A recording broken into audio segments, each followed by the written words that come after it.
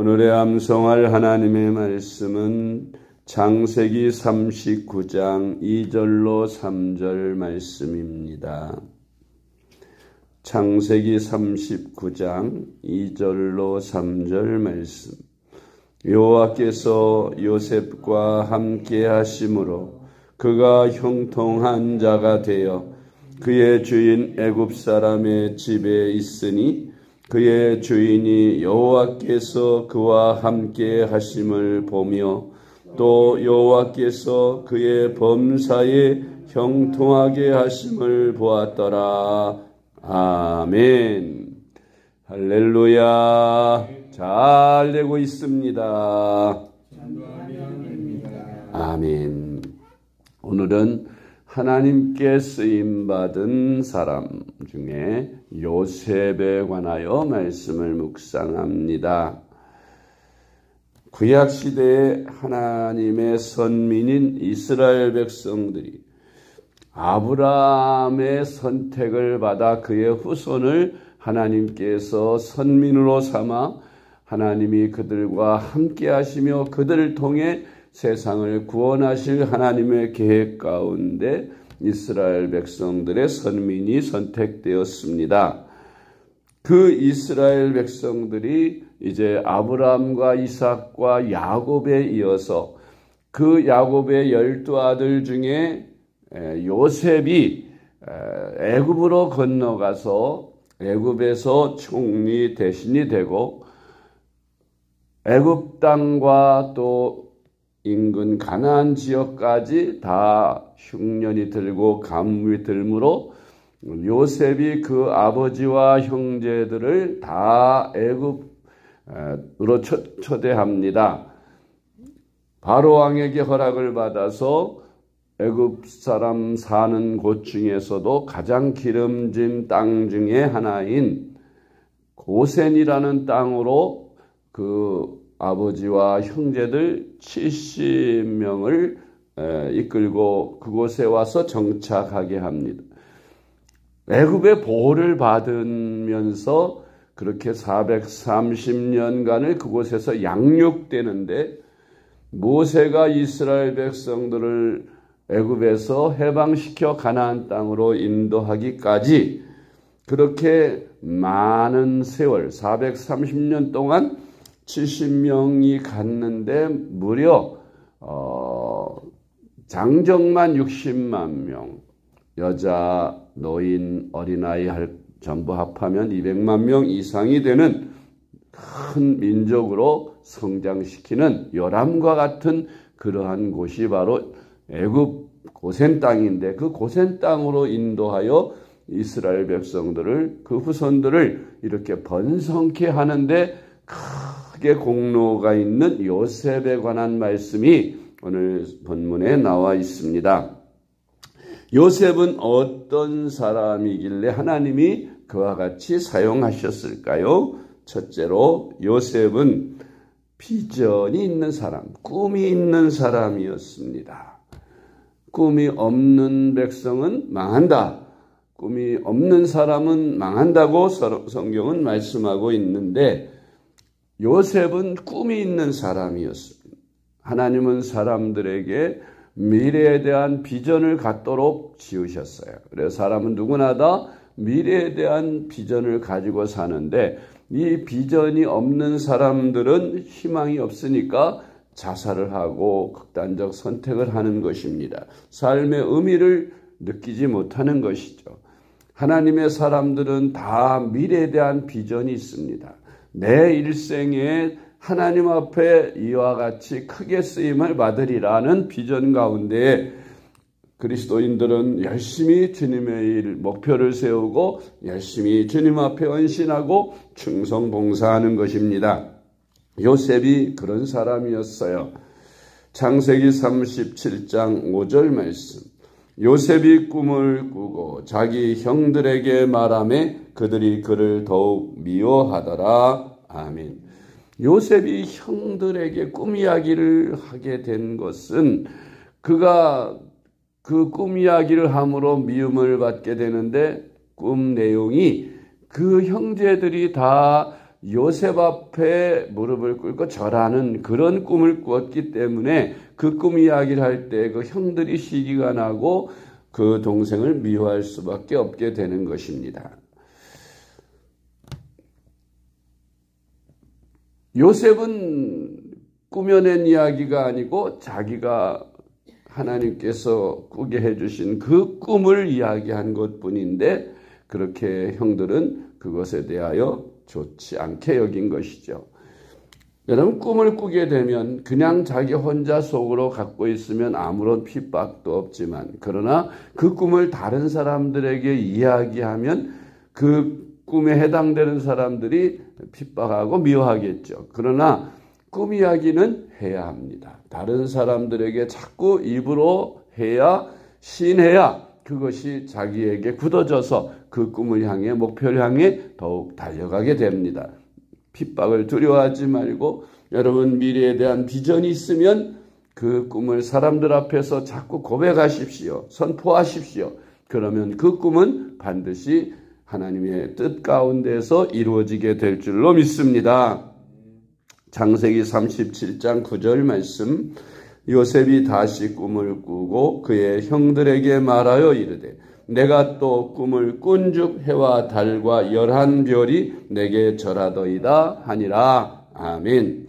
두 번째로 요셉은 하나님이 함께 하심으로 형통한 자가 되어 모든 맡은 일에 충성을 다하는 사람이었습니다. 하나님이 함께 하시는 사람은 환경이 문제가 되지 않습니다. 어떤 사람들은 자신이 성공하지 못한 것이나 실패한 것에 대한 핑계로 조상 탓을 합니다.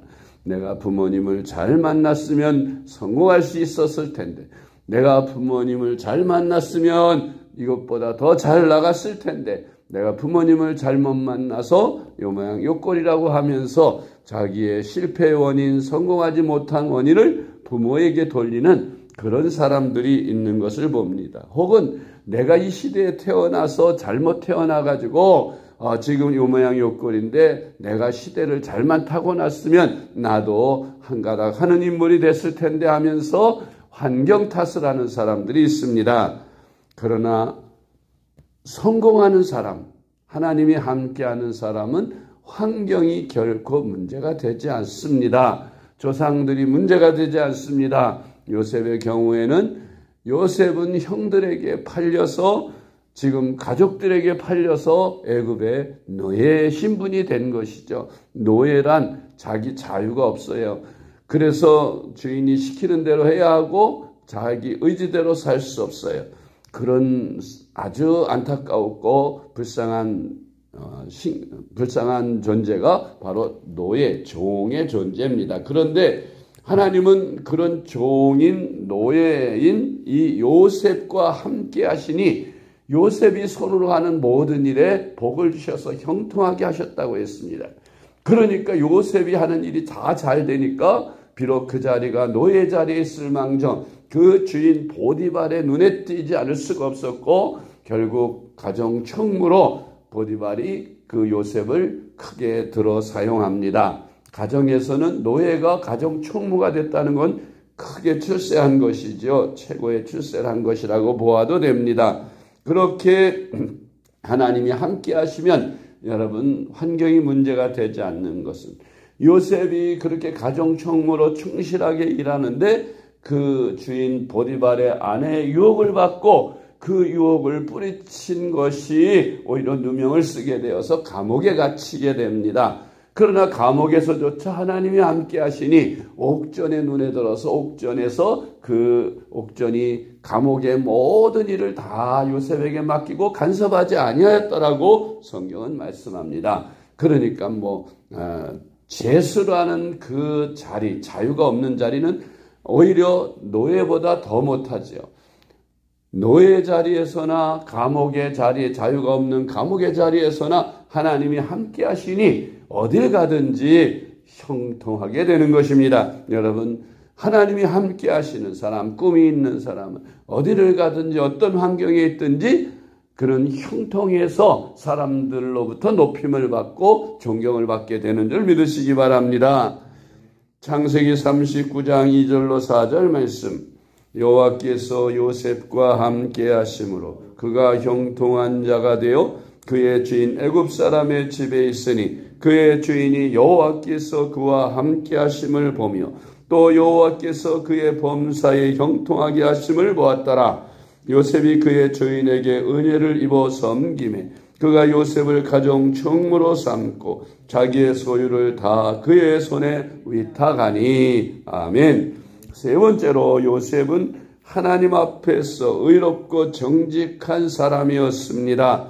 롱누명을 쓰면서까지 보디발의 아내의 유혹을 물리쳤습니다. 창세기 39장 7절로 10절 말씀. 그 후에 그의 주인의 아내가 요셉에게 눈짓하다가 동침하기를 청하니 요셉이 거절하며 자기 주인의 아내에게 이르되 내 주인이 집안의 모든 소유를 간섭하지 아니하고 다 내 손에 위탁하였으니 이 집에는 나보다 큰 이가 없으며 주인이 아무것도 내게 금하지 아니하였어도 금한 것은 당신뿐이니 당신은 그의 아내임이라. 그런즉 내가 어찌 이 큰 악을 행하여 하나님께 죄를 지으리이까. 여인이 날마다 요셉에게 청하였으나 요셉이 듣지 아니하여 동침하지 아니할 뿐더러 함께 있지도 아니하니라. 아멘. 이 요셉이 살던 그 시절에는 주인이 그 노예가 남자 노예가 되었던 여자 노예가 되었던 그 주인이 성적 놀이개로 그렇게 막 사용하던 그런 시절이었어요. 그러니까 주인의 아내가 종인 요셉에게 얼마든지 유혹하고 또 쾌락을 위해서 부정한 짓을 할 수 있어 그런 것이 일상적인 것이었는 그 시대에서도 요셉은 하나님을 섬기는 정직하고 의로운 사람이라서 그런 유혹을 받았을 때에 그것이 하나님 앞에서 의롭지 못함을 알고 거절하였던 것입니다. 결국 그 거절로 인하여 그 주인의 아내의 노여움을 사서 억울한 누명을 쓰고 감옥에 갇히게 된 것이지요. 우리 그리스도인들은 세상 환경이 어떠하든지 세상 기류에 휩싸이면 안 되고 오직 하나님의 말씀으로 의롭고 거룩하고 정직한 그리스도인으로 하나님의 백성으로 살아야 할 것입니다. 네 번째로 요셉은 형제들의 잘못을 용서하고 사랑으로 그들을 돌보아 줍니다. 요셉이 바로의 눈에 들고 그의 꿈을 해몽해 주는 것이 계기가 되어 그가 이제 애굽의 총리 대신이 되었습니다. 이제 7년 풍년 기간 동안 하나님께서 바로에게 보여주신 꿈대로 풍년 동안 많은 곡식을 창고를 지어 다 쌓아놓고 저장해 놓았습니다. 그리고 7년 흉년들 때 그것을 풀어서 백성들을 먹여 살리는데 가나안 땅에서 그 소문을 듣고 그곳에도 역시 흉년이 들므로 그 아들들이 요셉에게 와서 그 요셉이 처음엔 자기 동생인 줄 알지 못했으나 요셉은 알아보고 그들에게 이제 많은 도움을 주고 그리고 그 아버지를 모셔오게 하지요. 그러나 이제 그 아버지가 돌아가신 다음에 그 형제들이 그 요셉에게 대하여 행한 일 때문에 이제 벌벌 떨고 입술이 파래졌을 때에 요셉이 그 형들을 용서하였습니다. 형님들이여 나를 그때 노예로 판 것으로 인하여 두려워하지 마소서. 이것은 하나님이 이때를 준비하기 위해서 그렇게 하신 것이니 여러분 내가 당신들을 다 용서하고 그리고 내가 당신들의 가족들을 다 입히고 먹이리이다. 그렇게 요셉이 그 형들을 사랑으로 품고 과거의 원한을 갚지 않고 오히려 형제들을 사랑으로 품어서 그렇게 행복한 하나님의 축복 가운데 그는 형제들에게 사랑과 용서를 베푼 것을 볼 수가 있습니다.